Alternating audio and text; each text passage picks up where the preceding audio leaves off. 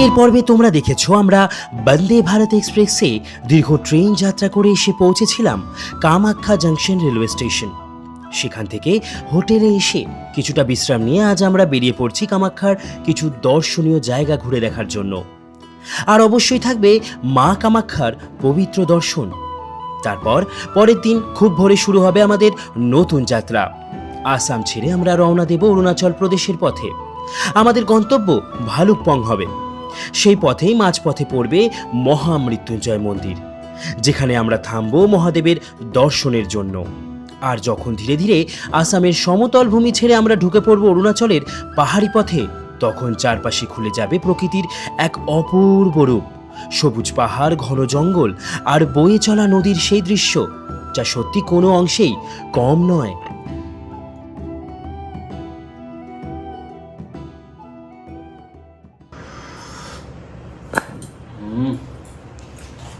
হোটেলে ঢুকেই এখন সকালবেলা বাজে হচ্ছে 9টা সাড়ে 9টা মতন। প্রচণ্ড খিদে পেয়ে গেছে, তাই ব্রেড অমলেট আর চা বলে দিয়েছিলাম। আপাতত এগুলো খাওয়া দাওয়া করি।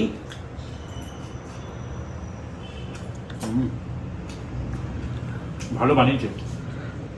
করে স্নান করে আমরা বেরিয়ে যাবো। এখন আছি বর্তমানে কামাখ্যা মন্দিরের গেটের একদম কাছেই। আর আমরা আছি 301 নম্বর রুমের সুপার ডিলাক্স রুমের কাছে, মানে সুপার ডিলাক্স রুমটা আমি এখন আছি, মানে আমার রুমের ঠিক উল্টো দিকে। তাই জন্য ভাবলাম তোমাদের দেখিয়ে দিই রুমটা যখন খোলা আছে। দেখো এখানে তোমরা এসে না, যারা দুই বন্ধু থাকতে চাও আলাদা আলাদা বেডে, তাদের জন্য কিন্তু খুব সুন্দর একটা রুম। আর আসো ভেতরে।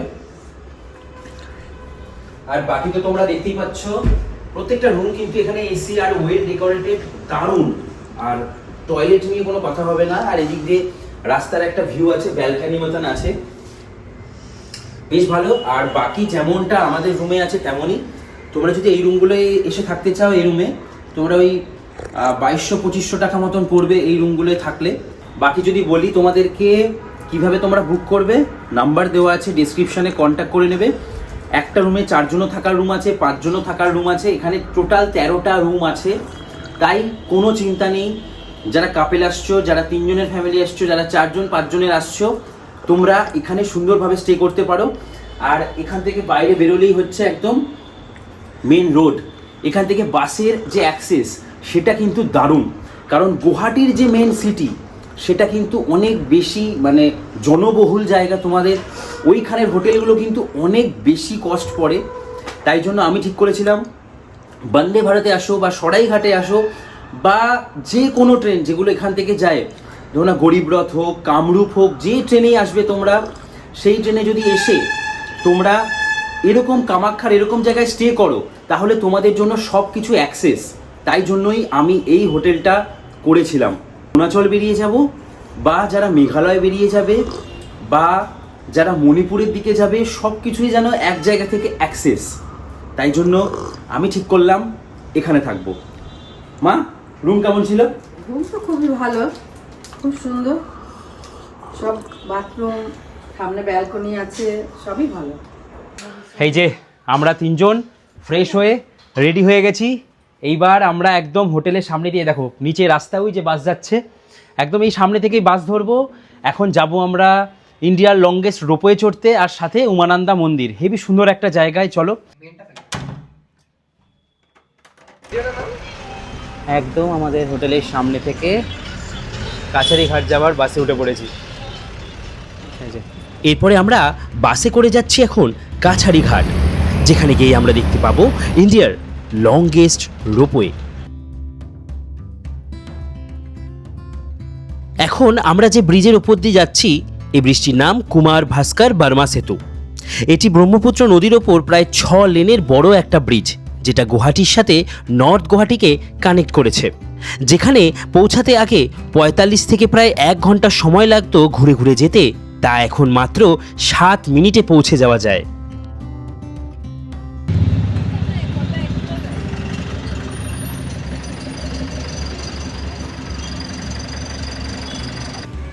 এই হচ্ছে কিছুটা টিকিট, আমরা 1 ওয়ে কাটবো 100 টাকা দিয়ে।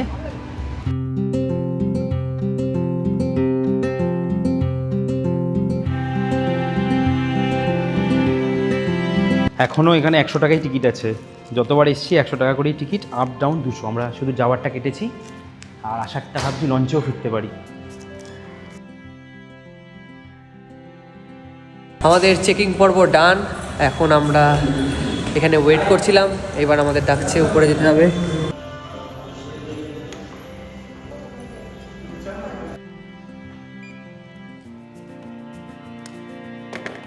এই হচ্ছে আমাদের রোপওয়ে।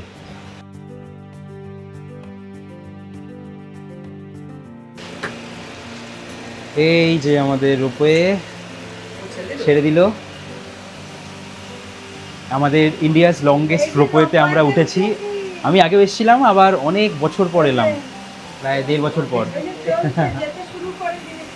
দারুণ লাগছে, দারুণ এক্সাইটমেন্ট, দারুণ মানে হেভি লাগে এই রোপওয়েটা যখন চাপি।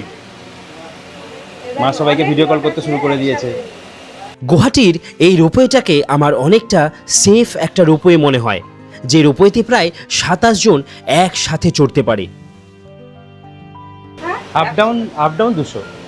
আপডা 100 টাকা করে, আপ ডাউন 200 টাকা এক একজনের। সেই জায়গা ঠিক আছে। একদম হেভি এই তো উপর থেকে ড্রোন শট হচ্ছে আমার। ড্রোন ভিউ নিচ্ছি, কি করে ড্রোন উড়াতে পারছি না, তো কিছু করে দেখাতে হবে। বাহ, এই দ্বীপটা হেভি লাগছে। হ্যাঁ, পিকনিক করা যাবে ভালো। আমরা এখন রোপওয়ে থেকে যে বড় দ্বীপটা দেখতে পাচ্ছি সেটিকে বলা হয় পিকক আইল্যান্ড বা ভস্মাচল। এর আগে এই যে ছোট্ট মতন একটি জায়গা দেখা যায় বা দ্বীপ মতন দেখা যায়, একে বলা হয় উর্বশী দ্বীপ।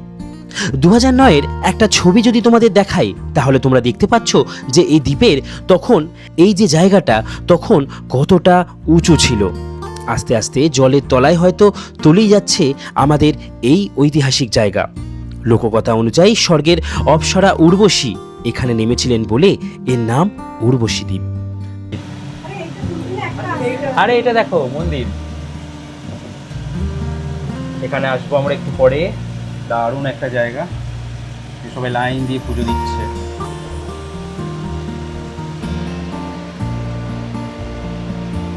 কি মা, কেমন লাগছে? হেভি লাগছে না? ভয় লাগছে না তো? এটা হেভি সুন্দর কিন্তু একদম। এই রোপওয়েটায় কোনো ভয় লাগে না, দারুণ। আমরা এই যে রোপওয়েটায় যাচ্ছি, এটা কিন্তু প্রায় 1.8 কিলোমিটার। যখন নামে তখন কিন্তু হেভি ডোলে, দারুণ লাগে, দারুণ কিন্তু লাগছে বাইরের দৃশ্য দেখতে, অসাধারণ। একটা আসছে শোনো, একটা আপনারা কি বাঙালি? বাঙালি কোথা থেকে এসেছেন? বিরাটি। কেমন লাগছে চড়ে? ভালো লাগছে? চলেছে। গুয়াহাটির উত্তরের অংশে চলে এলাম আমরা। এই যে পুরো ব্রহ্মপুত্র নদীকে ক্রস করে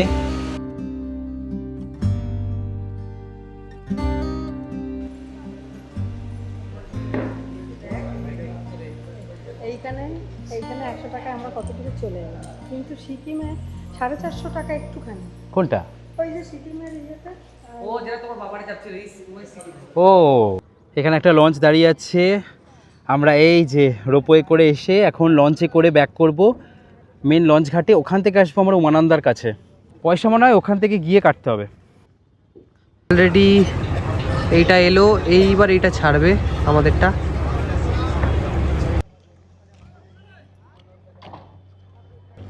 এখন সেই 40 টাকার, 1 বছর আগে যখন এসেছিলাম 40 টাকার যে লঞ্চটা ছিল ওটা কিন্তু বন্ধ হয়ে গেছে।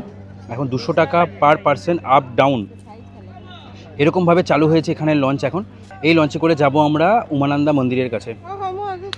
চলো ওঠা যাক। তোমাদেরকে একবার জানিয়ে রাখি, এখানে হয়তো তোমরা একটু গন্ডগোল করে ফেলেছো বুঝতে। আমিও গন্ডগোল করেছিলাম ভিডিও নিতে, তার কারণ আমি ঠিক ওই রোপওয়ের কাছে থাকা যে লঞ্চ ঘাট আছে সেখান থেকে আমি লঞ্চ নিয়ে প্রথমে 5 টাকার লঞ্চে চলে আসি এই পারে। এখন আমি এই পার থেকে যাচ্ছি আবার উমানন্দা মন্দিরের লঞ্চের কাছে বা উমানন্দা মন্দিরের যে লঞ্চ ঘাট আছে তার কাছে। এখন এরকম লঞ্চগুলোই করে দিয়েছে, আগে ওই বড় লঞ্চগুলোই যেত।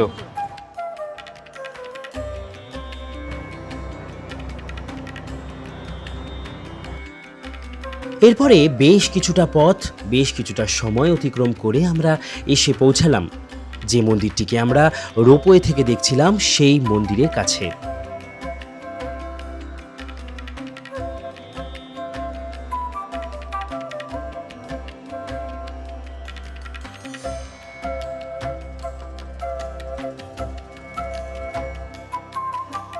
মন্দির প্রাঙ্গণে ঢোকার মুখে রয়েছে হনুমানজির একটি পবিত্র মন্দির, তাই আমরা প্রথমেই সেখানে প্রণাম করে আশীর্বাদ নিলাম। তারপর ধীরে ধীরে সিঁড়ি বেয়ে ওপরে উঠে গেলাম উমানন্দা মন্দিরের দর্শনের জন্য।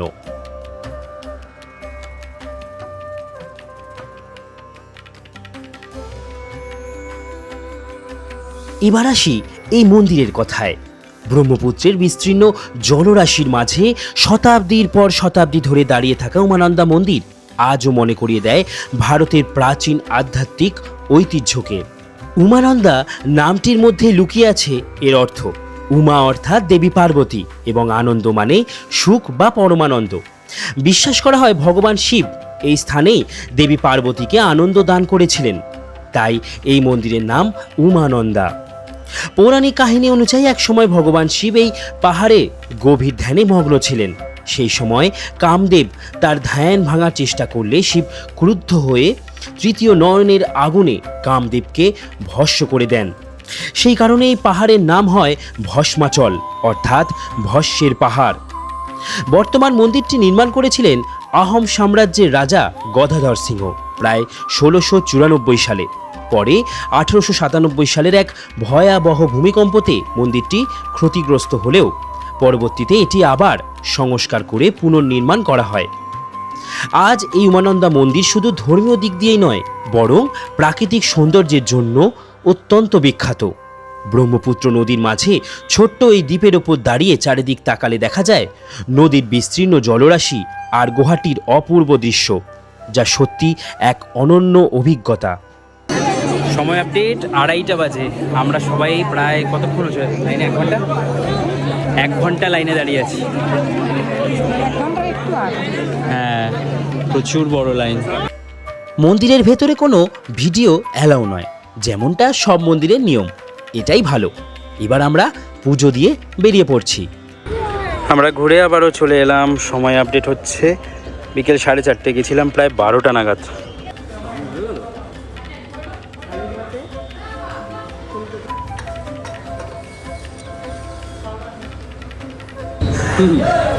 ওটা বেশ, এটা বেশ। বাঙালি অবশ্যই ভাত খেতে ভালোবাসে, খেতে ভালোবাসে। কিন্তু কিছু করার নেই। এখানে এর আগে আমি কামাখ্যাতে খেয়েছি, আমার ভালো লাগেনি ডাল ভাত, ওই জন্য আমি ইচ্ছে করে নিলাম না। এবার আমাদের গন্তব্য কামাখ্যা মন্দিরের পথে। এখানে আমরা গিয়ে মন্দির দর্শন করব। 5:13 বসে পড়ো। এই গাড়িতে করে যাব 30 টাকা করে শেয়ারিংয়ে। আমরা এখন মন্দির যাচ্ছি। আজকে সারাদিন মন্দির সাইট সিন ঘুরেছি। মা আগের বার এসেছিল, তখন কিছু ঘোরা হয়নি। আর এবার মন্দির। কামাখ্যা মন্দিরে এসে পৌঁছানোটাই নাকি মনে করা হয় যে মায়ের দর্শনের অনেকটা কাজ সম্পন্ন হয়। তাই জন্য আমরা এবার ঠিক করেছি কামাখ্যা মন্দিরে শুধু একমাত্র দর্শন করব। মায়ের দর্শন তো আগের বছর করেছি। তোমরা জানো যে মায়ের দর্শন করতে গেলে সেই ভোর রাত থেকে লাইন দিতে হয়। আর আমাদের গন্তব্য আগামীকাল অরুণাচলের পথের অনেকটা রাস্তা। তাই মা বলল যে আগেরবার দর্শন করেছি, তাই এবার মন্দিরে এসে পৌঁছেছি, এটাই অনেক। তাই মন্দিরেই মাথা ঠেকিয়ে বেশ কিছুটা সময় কাটিয়েই আমাদের বেরিয়ে পড়ার পালা হোটেলে গিয়ে রেস্ট করার।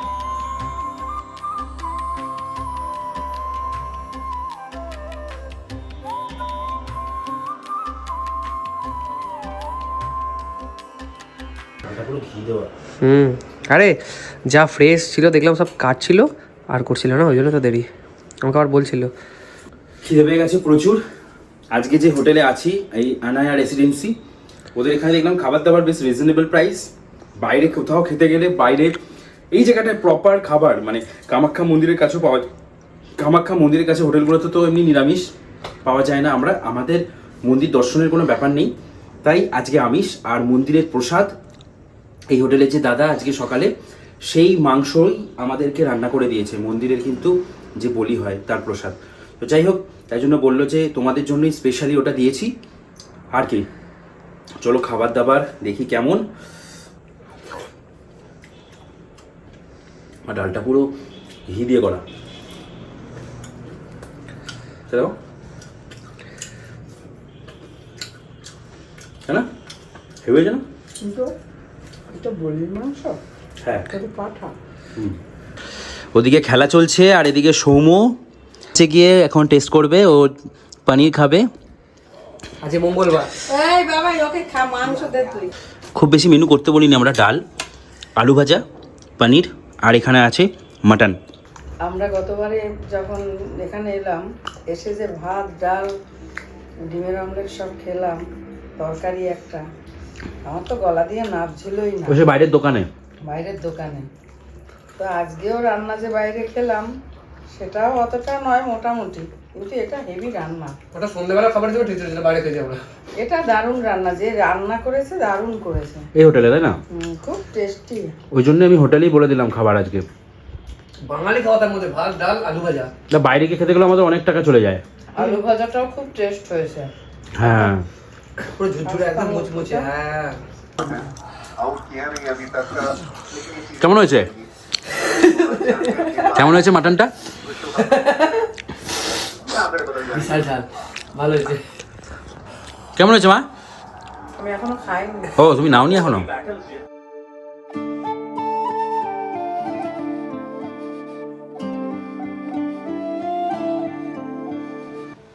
গুড মর্নিং সবাইকে, good morning from Kamakhya. Hi সবাই, কেমন আছো? জিরাট থেকে তোমার বন্ধু প্রীতম, আরও একটা নতুন ভিডিওতে, নতুন টেস্টে। আর আজকে কামাখ্যা থেকে আমাদের গন্তব্য কোথায়? অরুণাচল। অরুণাচল প্রদেশ। প্রথমবারের জন্য আমরা তিনজনই যাচ্ছি অরুণাচল প্রদেশ।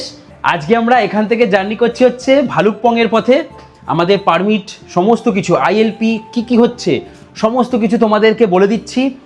চলো আপাতত এখান থেকে বেরোনো যাক। মা এক্সাইটেড? এক্সাইটেড, দারুণ দারুণ না? দারুণ। চলো বরফের খোঁজে অরুণাচল। আর প্রথম সূর্যোদয় দেখবো। একদম চলো। হ্যাঁ, চলো।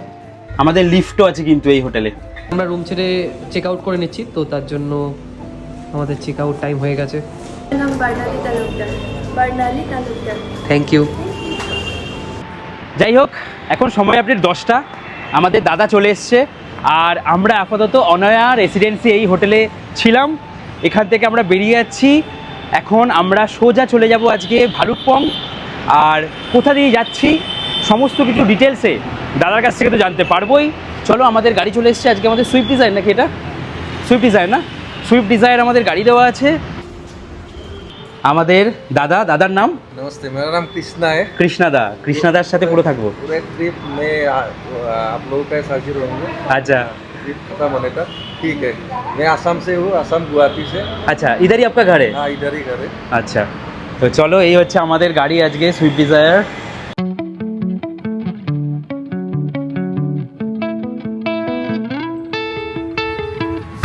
চলো আমাদের জার্নি স্টার্ট করলাম দাদার সাথে, বেরোনো যাক। ढूंढेंगे ऐसा जहां रे जहां पे कोई ना कमी हो कोई भी रहे ना। এখন আমরা যে জায়গাটা ক্রস করছি এটা হচ্ছে গুয়াহাটির একটা মেন জায়গা, ঝালুকবাড়ি।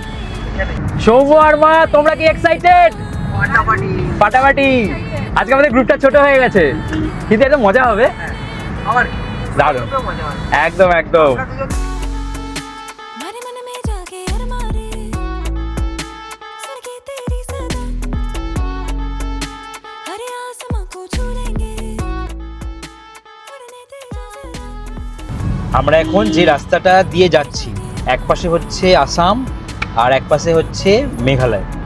তোমাদের একবার চলো দেখিয়ে দিই দুপাশের যে ব্যানারগুলো লাগানো আছে সেগুলোতে।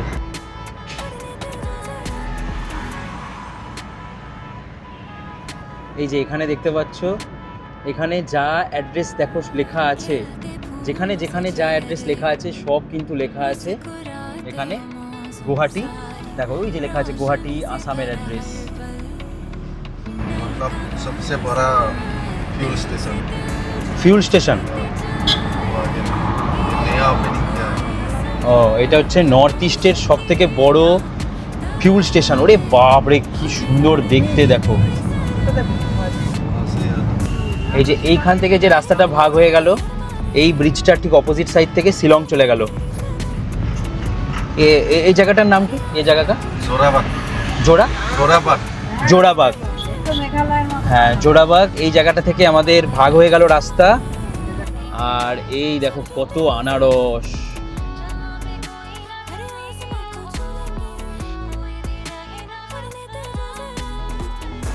রাস্তার ধারে এরকম আনারস সব অনেক কিছু পাওয়া যাচ্ছে। মা আমলকি খাচ্ছে।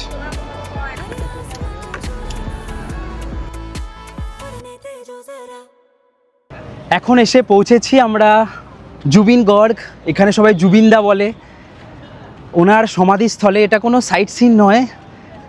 যাওয়ার পথে তোমরা এই জায়গাটা অবশ্যই ওনার কাছ থেকে মানে ওনাকে একটা শ্রদ্ধাঞ্জলি দেওয়া, বা ওনার কি করেনি আমাদের মন মানে না গান, পিয়ারে পিয়ারে কি সুন্দর গান ছিল আমাদের বাংলা ইন্ডাস্ট্রির। ওফ, আর আসামের তো প্রচুর ভালো ভালো গান গেয়েছে। ওনারই সেই জায়গাটা এসছি, এখানে ওনার সমাধিস্থল। এই দেখো, দেখেছো? এই হচ্ছে এনার সমাধিস্থল, এখানেই সমাধি আছে। আর এই হচ্ছে পুরো জায়গাটা। আমরা এখন অরুণাচল প্রদেশ যাচ্ছি, আর যাবার পথে আমি, মা, সৌম্য সবাই দাঁড়িয়েছি একটা জায়গাতে। এটা কোনো সাইট সিন নয়, এটা হচ্ছে এমন একটা জায়গা যেখানে আসামের মানুষের একটা ভালোবাসা জড়িয়ে আছে, তাই না মা বলো? এখানে আসামি লোকেরাই বেশি দেয় মানে আছে। কারণ হচ্ছে গিয়ে আমরা যে গানগুলো শুনেছি, বলো আমার গান, জুবিনদার গান বলো কোনগুলো? ওই যে চোখের জলে ভাসিয়ে দেবো। হ্যাঁ, চোখের জলে ভাসিয়ে দিলাম মনের ঠিকানা, এটা মন মানে না, মন মানে না। ছোটবেলায় কি শুনেছি এই গানগুলো, পিয়ারে, চিরদিনই তুমি যে আমারের। তো এই গানগুলো কিন্তু হেভি গেয়েছিলেন তখন আমাদের বেঙ্গলি ইন্ডাস্ট্রিতে। সিরিয়াসলি দারুণ। তবে এখানে মানে অসমীয়ারা খুব শ্রদ্ধা করছে, প্রচুর শ্রদ্ধা জানায়, তাই জন্য গামছা লিখে লিখে দেখ সব গামছাগুলো এখানে গিফট করছে, সাজিয়ে দিচ্ছে। হ্যাঁ, তো সেইটা হচ্ছে এই রাস্তার ধারেই প্রচুর পুলিশ প্রোটেকশন দেওয়া। হ্যাঁ, প্রচুর পুলিশ দেওয়া। ওই যে ওইদিকে পুলিশ বসে আছে। তাবুতে প্রচুর বসে আছে। পিয়ারে পিয়ারে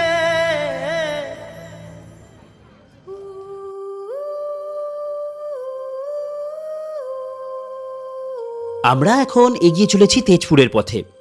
আসামের এই পথ শুধু সবুজ প্রকৃতি আর সুন্দর দৃশ্যের জন্যই নয়, ইতিহাসের দিক থেকেও খুব গুরুত্বপূর্ণ। কারণ 1962 সালের ভারত চীন যুদ্ধের সময় চীনা বাহিনী এই তেজপুরের দিক পর্যন্ত অনেকটা এগিয়ে এসেছিল। আর সেই সময় পুরো এলাকা জুড়ে তৈরি হয়েছিল এক ভয়াবহ আতঙ্কের পরিবেশ। এখন দুপুর হয়ে গেছে, আমরা নাগাঁওতে প্রবেশ করলাম। এখন আমরা এখানের বিখ্যাত অনুরাগ হোটেলে খাওয়া দাওয়া করব। সম্পূর্ণটাই আমাদের এই ড্রাইভার দাদার রিকমেন্ডেশন। দাদা বলল যে এই অনুরাগ ধাবা নাকি খুব জনপ্রিয়। জুবিন গর্গ এখানে আসতেন মাঝে মাঝে খাওয়া দাওয়া করতেন। দুপুরের খাবার আমাদের এই প্যাকেজে ইনক্লুড করা নেই। প্যাকেজের ব্যাপারে আমি পরে এসে আসবো। পৌঁছালাম 1:30 বাজে এখন নাগাঁওতে। এখানে আমাদের দুপুরের খাওয়া দাওয়া সারতে হবে। চলো, এই যে এখানে খাওয়া দাওয়া সারবো।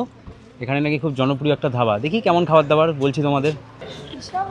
হ্যাঁ, ভালো, বেশ বড় সড়ো জায়গা, সাথে খেলা দেখছি ওয়ার্ল্ড কাপ।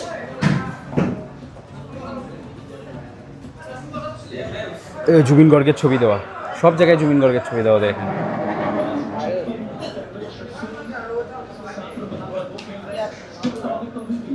এই রেস্টুরেন্টের একটা বিশেষত্ব যেটা এসেই চোখে পড়ল, সমস্ত খাবার এখানে মেয়েরাই পরিবেশন করে।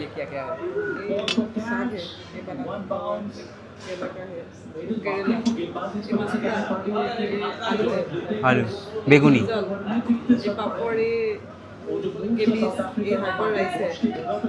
अच्छा ये क्या है? ये হালুয়া রাইস। আচ্ছা আচ্ছা, অনেক কিছু দিয়েছে, চাটনি।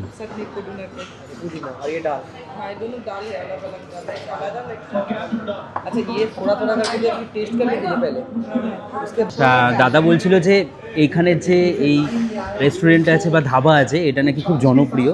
কতগুলো আইটেম আছে দেখি, 1 2 3 4 5 6 7 8 9 10 11 12 13 14 15। ও এখানে একটা আছে 15। তো সব কিছু মিলিয়ে প্রায় অনেক কিছু খাবার আছে। আর যখন এগুলো যাবার দরকার হবে তো দেবে, যতবার খুশি দেবে। তো ভালো ভেজ থালি, এটা 160 টাকা প্রাইস। আর হাফ চিকেন নিয়েছি, মা খাবে না, আমি আর সৌম্য হাফ চিকেন নিয়েছি 200 টাকা। আসামে এসেছি, এখানের এই খাবারগুলো কিন্তু খুব ফেমাস, তাই জন্য খাওয়া দাওয়া আমাদের এখন করতে হবে। আর আরেকটা ব্যাপার, আমরা যে শেখরদা ট্যুর কিংডমের সাথে ঘুরছি দাদার সাথে, এখানে কিন্তু দুপুরের খাবার কোনো রকম ইনক্লুড থাকে না, আমাদের সকালের ব্রেকফাস্ট আর রাতের ডিনার ইনক্লুড আছে এই প্যাকেজে। তাই আমাদেরকে এটা নিজেদেরকে করে নিতে হবে, কারণ কোথায় কখন থাকবো ঠিক নেই। চলো, সব থেকে প্রিয় হচ্ছে শাক দিয়ে, আমার আগে শাক দিয়ে শুরু করেছি। অনেক কিছু আছে, এত কিছু খাওয়া তো দেখানো যাবে না, তো খাবারটাকে এনজয় করি, তারপরে বলছি। এইটা কি বললো রে? একটা পোলাও পোলাও রাইস, অনেক কিছু আছে। চলো, 160 টাকায় দারুণ খাবার, মানে ভাবতেই পারিনি যে এতগুলো আইটেম, আবার যেটা যখন চাইবো সবই দিয়ে দেবে, যতবার খুশি। আলু ভাজা চেয়েছি, মোচা চেয়েছি, পোস্ত, আলু পেঁয়াজ কলি ভাজা, যা চাইছি সব দিয়ে দিচ্ছে। টেস্ট করার পরে বেশি করে দিচ্ছি। তোমাদের পাতা শেষ, আমার মনে হচ্ছে না এখন রয়েছে, আবার নতুন করে আমার পাতা আবার নতুন করে দিয়ে গেছে এই অবস্থা পাবে। মানে চিকেনটা নেওয়া ভুলে গেছে মনে হচ্ছে, জানো ভেজ খাবারগুলোই ভালো লাগছে, বলো এটা কেন ওয়ার্থিট না, কারণ এত ভেজ খাবার টেস্ট হয়েছে, দারুণ দারুণ লাগছে। দাদা দারুণ একটা জায়গায় আমাদের খাওয়াতে নিয়ে এসেছিল, অসাধারণ ছিল, কিন্তু দারুণ ছিল দাদা, দারুণ জায়গাটা, আর খুব জনপ্রিয় এখানের জায়গায়। মানে তোমরা যখন যাবে অবশ্যই এখানে কিন্তু একবার খাবার ট্রাই করবেই, খুব সুন্দর।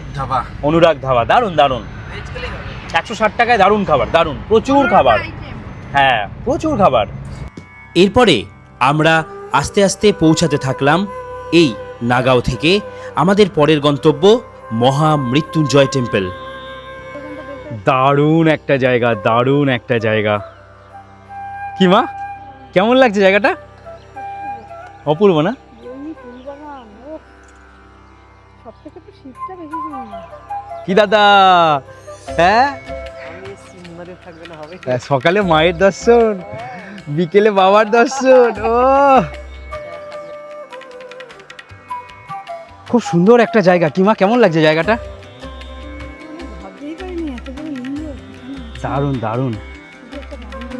ও বাড়ি তার বেশি।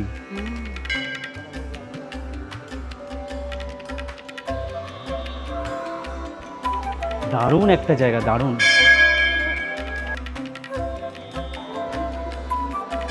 হ্যাঁ,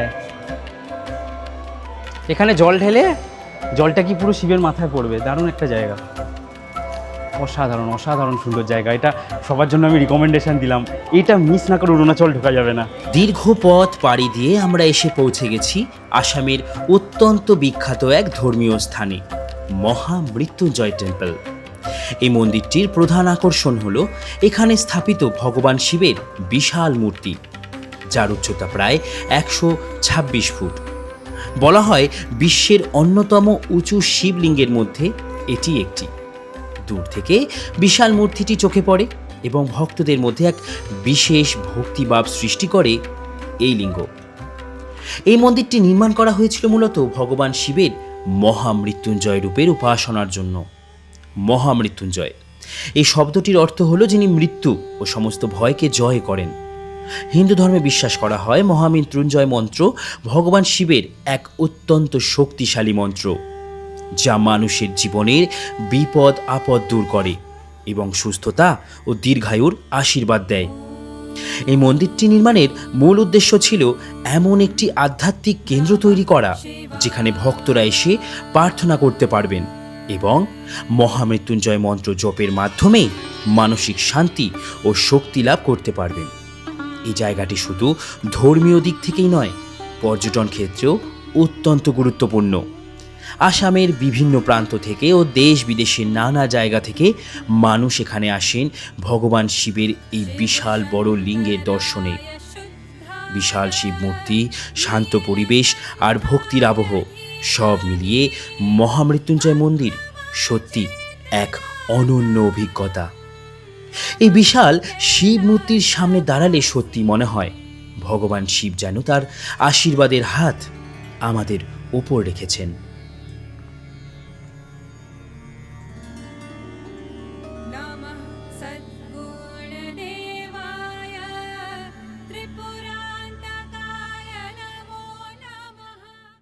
ফটো তোলোনি? এখান থেকে ফটো ফ্রেম নিলাম আমরা, 80 টাকা 50 টাকা করে নিল। उस तरफ काजीरंगा। और इधर हाँ तेजपुर। আর প্রায় 15 কিলোমিটার আমরা এবার ঢুকে যাব তেজপুর, যেখানে সেই ইতিহাস লেখা জায়গা। হ্যাঁ, ও ব্রহ্মপুত্র নদীর ওপর দিয়ে ক্রস করছি।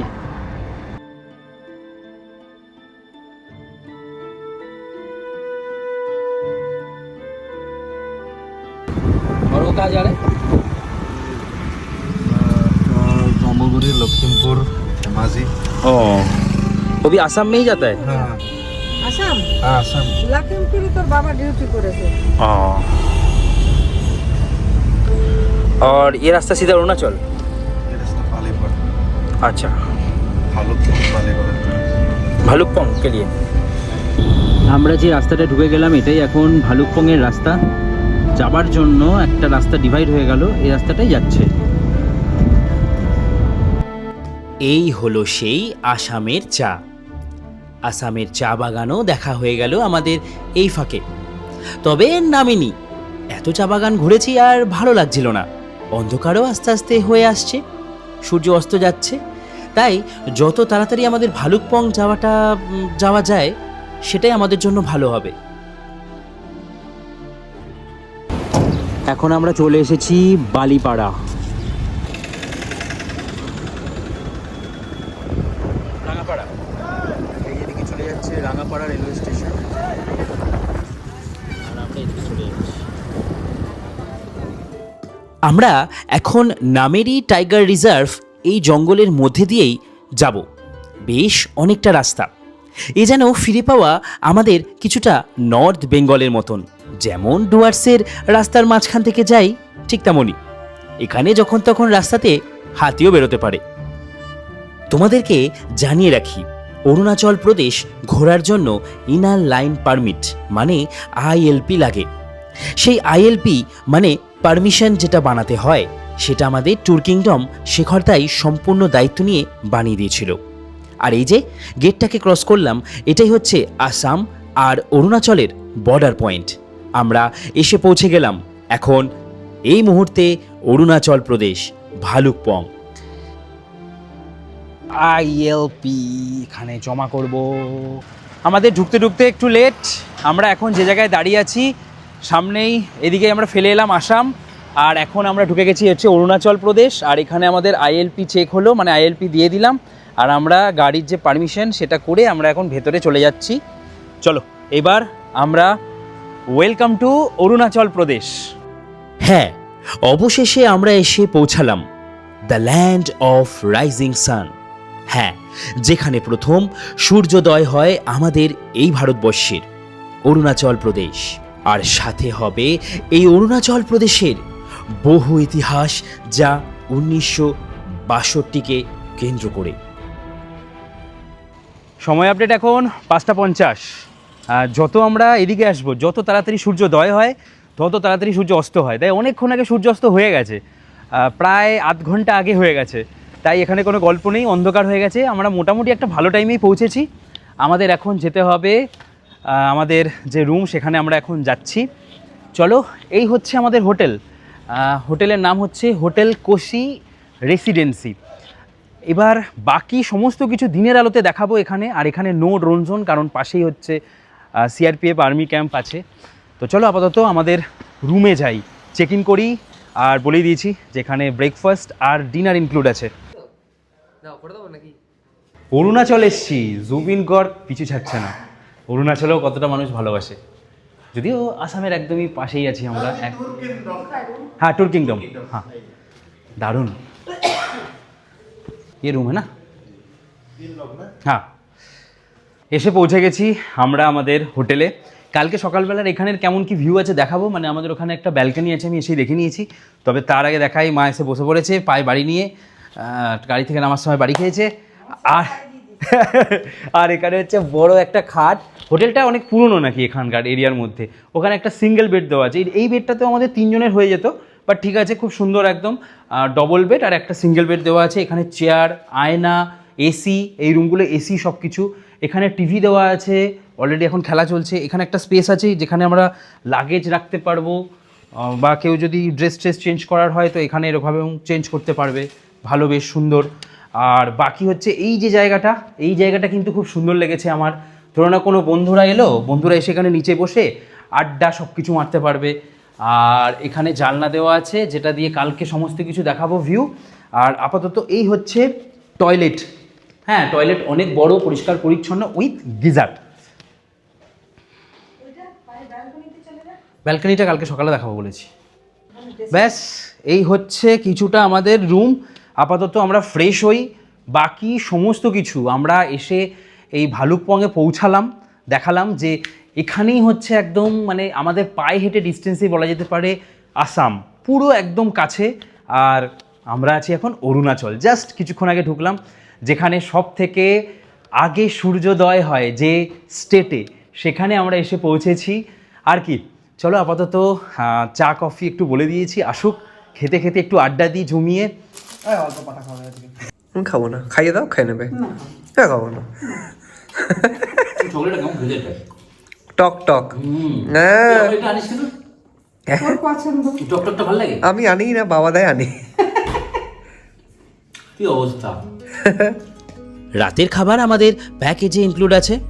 যাদের প্যাকেজ সম্পর্কে জানার ইচ্ছে হবে তোমরা অবশ্যই ডেসক্রিপশনে দেওয়া নাম্বারে কন্ট্যাক্ট করবে। এবার রাতের খাবার তাড়াতাড়ি খেতে হবে। দাদা ওই যে ওইখানে খাচ্ছে খাবার, ঠিক আছে খাবার বড়িয়া। আর আমরা চলে এসেছি এখন রাতের খাবার খেতে। অনেক গরম গরম রাতের খাবার।